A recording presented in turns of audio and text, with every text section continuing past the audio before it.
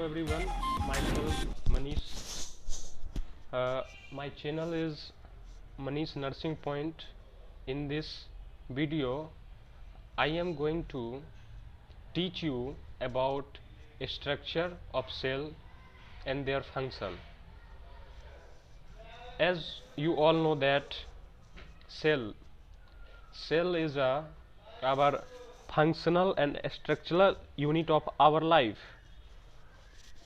As you know that some principal parts of cell are plasma membrane, which is also known as cell membrane, जो कि यहाँ है, आप देख सकते हैं इसमें प्लाज्मा मेम्ब्रेन. ये सेल मेम्ब्रेन होता है हमारा आउटर लेयर. ठीक, उसके बाद आता है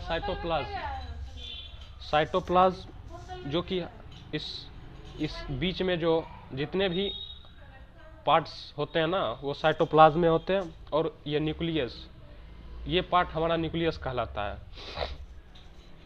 साइटोप्लाज्म के अंदर आ जाते हैं हमारे सारे ऑर्गेनल्स, जैसे लाइसोसोम, सेंट्रोसोम, माइटोकॉन्ड्रिया, साइटोप्लाज्म, ठीक, ये सारे आ जाते हैं साइटोप्लाज्म के अंदर. अब हम जानते हैं प्लाज्मा मेम्ब्रेन क्या होता है.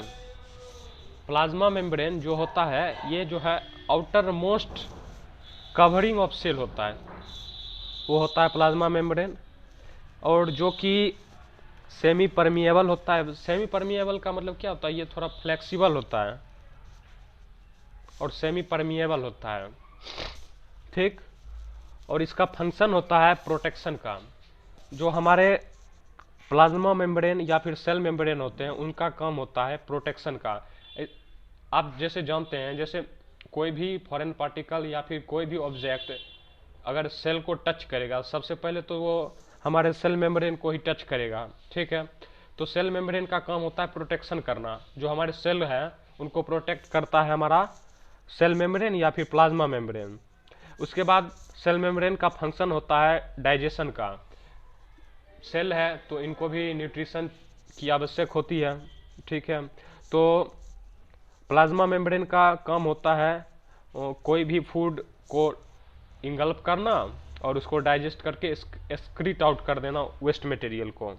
ठीक है, अब आते हैं साइटोप्लाज्म. साइटोप्लाज्म जो होते हैं, अंदर एक फ्लूइड प्रेजेंट होता है between nucleus and plasma membrane.